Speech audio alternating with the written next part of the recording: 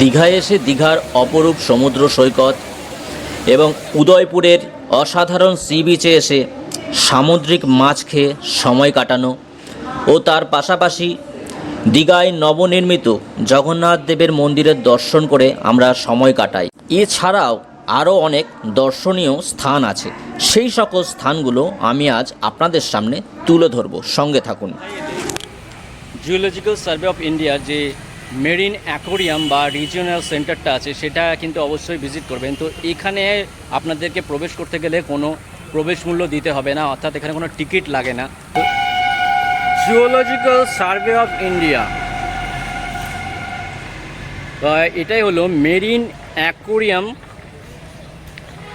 তো এইখানে দেখো দেখার মতন কিন্তু জায়গা। এই জায়গাটা যদি তোমরা আসো দীঘায় তাহলে অবশ্যই এই জায়গাটা কিন্তু ভিজিট করবে। বন্ধুরা, তোমরা এখানে এলে প্রচুর রকম সামুদ্রিক প্রাণী দেখতে পারবে। তো ভিতরে অংশে ভিডিও ক্যামেরা করা নিষিদ্ধ, সেই কারণে আমি তোমাদের সামনে ভিতরের অংশটা তুলে ধরতে পারলাম না। একটাই দেখো। তো বন্ধুরা, দীঘায় যদি আপনারা ঘুরতে আসেন তাহলে অবশ্যই বলবো মেরিন অ্যাকোরিয়াম ও রিজিওনাল সেন্টারটা অবশ্যই ভিজিট করবেন। কারণ এখানে দেখুন প্রথমেই বাইরে একটা তিমি মাছের কঙ্কাল, তিমির একটা স্কেলিটন আছে। তো এটা একটা পুরুষ তিমি মাছের স্কেলিটন, যেটা 42 ফুট লম্বা ছিল। 2012 সালে এই জিনিসটা এখানে রাখা আছে, 12 থেকে। মেরিন অ্যাকোরিয়াম থেকে বেরিয়ে এবার আমরা চলে এলাম দীঘার সায়েন্স সিটিতে। Digha science city,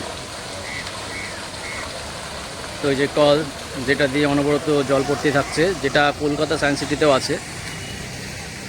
Digha science সিটিতে এসে যদি আপনারা দুপুরবেলায় খাবার দাবার করতে চান তাহলে সেই ব্যবস্থাও আছে। দেখুন এখানে ক্যান্টিনও আছে।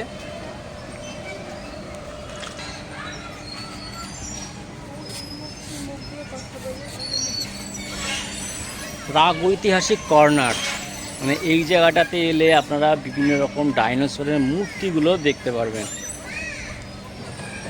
আর যে এই জায়গাটা দেখো বাচ্চাদের খেলার জন্য বেশ একটা ভালো জায়গা। এই জায়গায় দেখো বাচ্চারা ইঁদুর যেভাবে দৌড়ায়, তো সেরকম একটা চাকতি বানানো আছে, এর মধ্যে বাচ্চারা দৌড়াচ্ছে। দীঘার বিজ্ঞান কেন্দ্র বা সায়েন্স সিটির ভিতরের অংশটা এবার আমি তোমাদের সামনে তুলে ধরছি। এইখানে কিন্তু সব ম্যাজিক্যাল কিছু জিনিসপত্র আছে।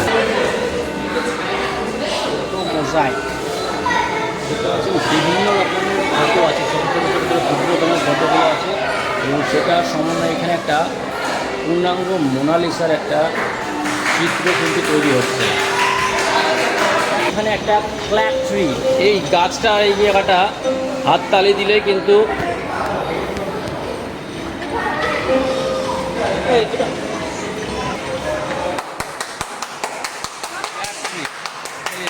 হাততালি দিলে গাছের লাইট লাগানো আছে সেগুলো কিন্তু জ্বলে উঠছে। ও এই জায়গাটা একটা ঘর, তো এটার মধ্যে প্রবেশ করা মাত্র আমি সব দিক থেকে নিজেকেই শুধু দেখতে পাচ্ছি। মিরর হল,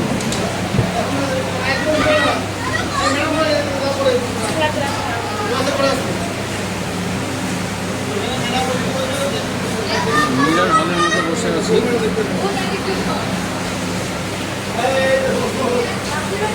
এন্ডলেস ট্রেন, তো এইখানে একটা ট্রেন আছে। আর এই যে বগি, কোথায় মাথা কোথায় মুন্ডু শেষ হয়েছে কিছুই বোঝা যাচ্ছে না। কাঁচটা এমনভাবে সাজানো হচ্ছে যেন মনে হচ্ছে প্রচুর এখানে ট্রেনের কম্পার্টমেন্ট আছে।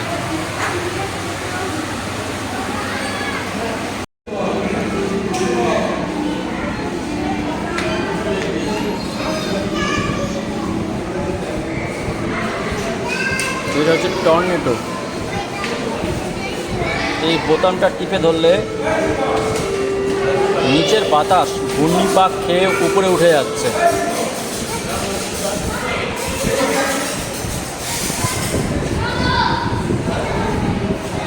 এই বোতামটা প্রেস করলে এখানে যে টর্নেডো মানে বাতাস ঘূর্ণিপাক খেয়ে সৃষ্টি হচ্ছে।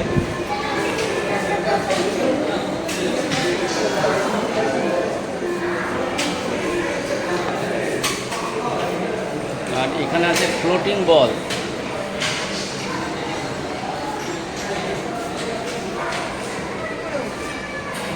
ওটা চাপ দিতে হবে। এই যে ফ্লোটিং বল, এখানে যে জিনিসটা আছে মেশিনটা, এখানটা এটা প্রেস করলে এই বলটা উঠছে, বাতাসে উঠছে।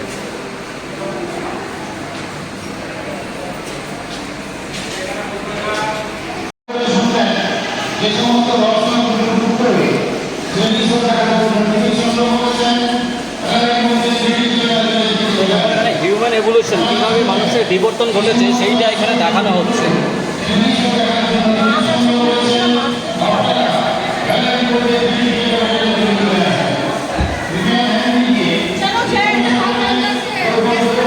আর এখানে অ্যাকোয়ারিয়াম আছে, কিছু বড় বড় সাইজের মাছ আছে সায়েন্স সিটিতে।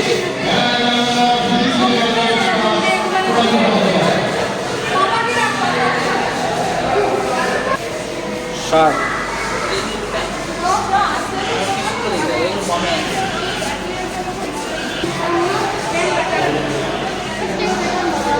এগুলো কি পিরানা সম্ভবত, দেখতে তো পমফ্রেটের মতন লাগছে অনেকটা।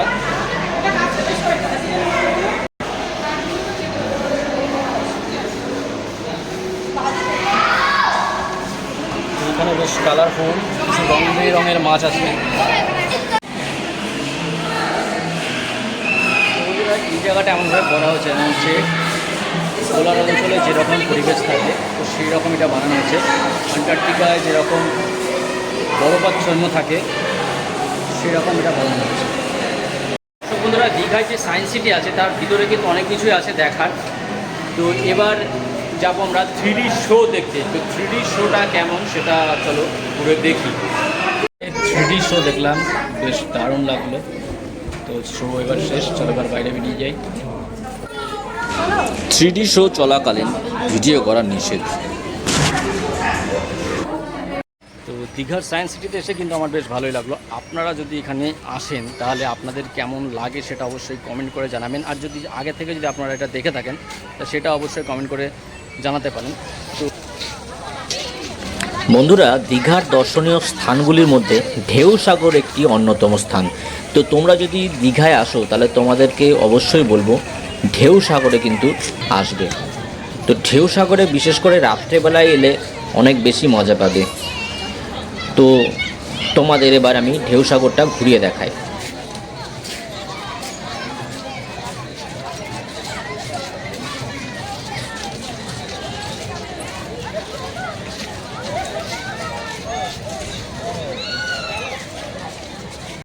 তো বন্ধুরা, আপনারা যদি দীঘায় ঘুরতে আসেন এবং রাত্রেবেলায় যদি দীঘায় ভালো করে ঘুরতে চান তাহলে আপনাদেরকে বলবো অবশ্যই ঢেউসাগরটা ভিজিট করবেন। তো দীঘার যে ঢেউসাগর আছে তো এখানে রাত্রেবেলাকার পরিবেশটা কিন্তু খুবই সুন্দর এবং এখানে খুব সুন্দরভাবে ঘুরতে পারবেন।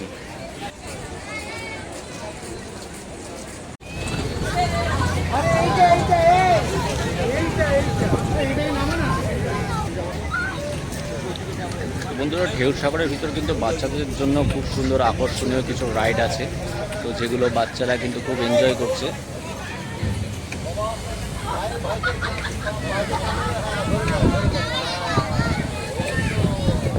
সত্যি কিন্তু ঢেউসাগরের পরিবেশটা খুবই ভালো রাত্রেবেলায়। তো তোমরা দেখতে পাচ্ছ এই জায়গাটা খুব সুন্দর করে বানানো আছে। এখানে দুটো হাত, তো এই যে হাত দুটো বানানো হচ্ছে না, এই এখনও বন্ধ আছে যদিও। তো এখান দিয়ে উঠে এই অংশ থেকে তোমরা সমুদ্রের ভিউটা কিন্তু দারুণভাবে পেয়ে যাবে।